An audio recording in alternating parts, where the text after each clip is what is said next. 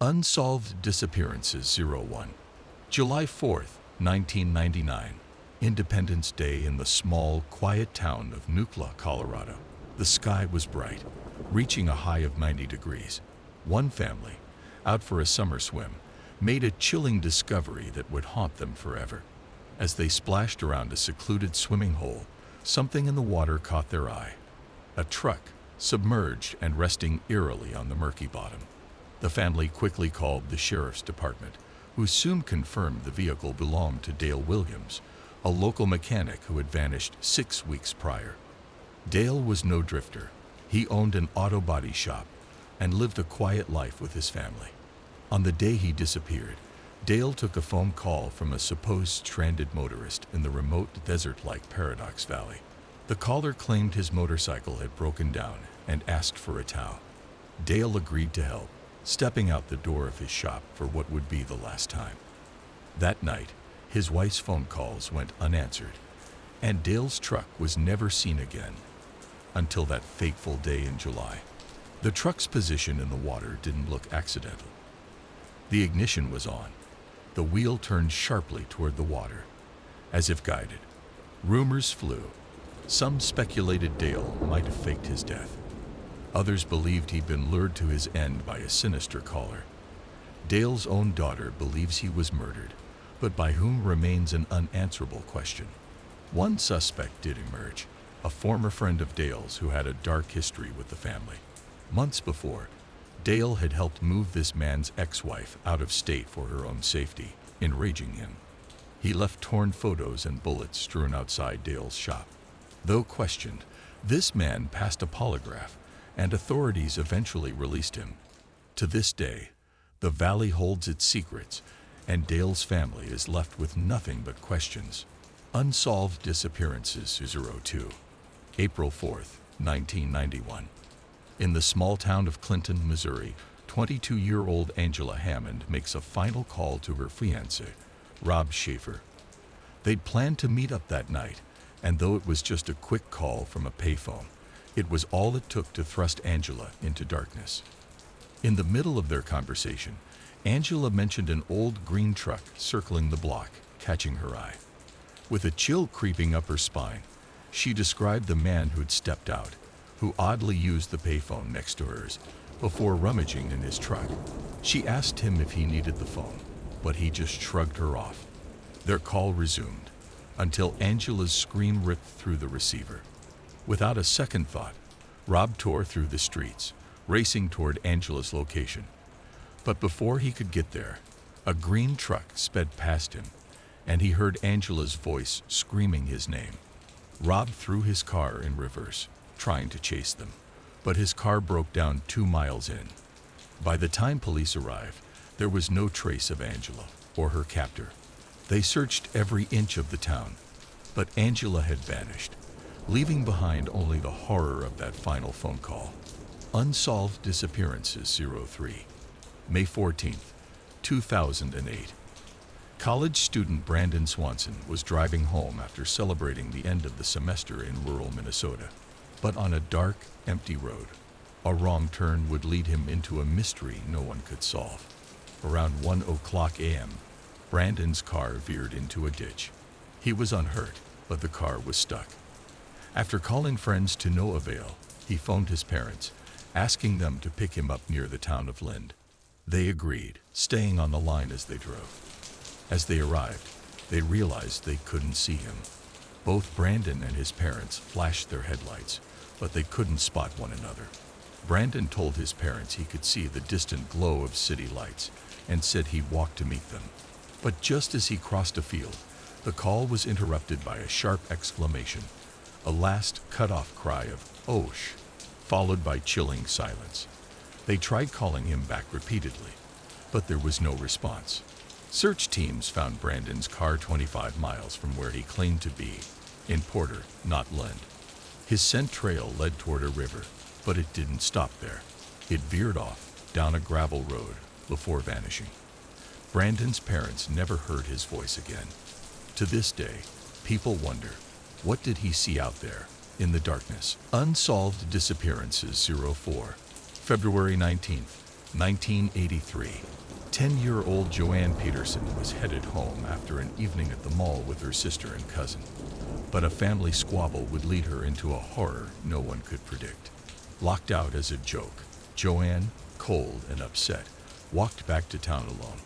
She found a payphone by a convenience store and called her stepfather, who reassured her he'd come right away. He passed the phone to Joan's mother, but before she could speak, she heard a man's voice on the other end. He warned her to pick up her daughter in 30 minutes, or he'd call the police.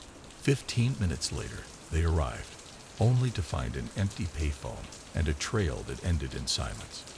Witnesses claimed they'd seen a man with a young girl at the store, describing the stranger in vague, chilling detail.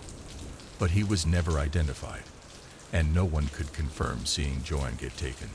Despite countless searches and interviews, Joanne's case remains frozen in that dark February night, forever shrouded in mystery. 5. The disappearance of Chandra Whitehead. Date: July 27, 1995. Location: Richmond, Virginia. Chandra Whitehead, a 21-year-old woman, was last seen leaving her workplace around 11:00 p.m. on the night of July 27. Her car was found later that night abandoned near a church in Richmond, Virginia, but Chandra herself was missing. A short time later, Chandra's mother received an unsettling phone call. The caller claimed to be Chandra, but the voice sounded distorted and garbled, as if it were not coming from Chandra herself. Police were able to trace the call, but they never found out who made it. Over the years, there have been sightings of Chandra in various locations, but none of them have been confirmed. The distorted phone call remains one of the most unsettling aspects of her case, leaving her family to wonder if it was truly Chandra reaching out, or if something more sinister was at play. 6. The disappearance of Suzanne Lyall. Date: March 2, 1998. Location: Albany, New York. Suzanne Lyall, a 19-year-old college student at the State University of New York, went missing after leaving work late at night. Suzanne called her mother around 9 p.m. to let her know she was heading to a bus stop near the university. However, Suzanne never made it to the bus stop. Her phone was later traced to a location far from her route, leading investigators to believe she may have been taken. On the night she vanished, Suzanne's mother also received a brief phone call from Suzanne's cell phone. However, the voice on the other end was not Suzanne's. The call was cut off quickly, and police never traced the call.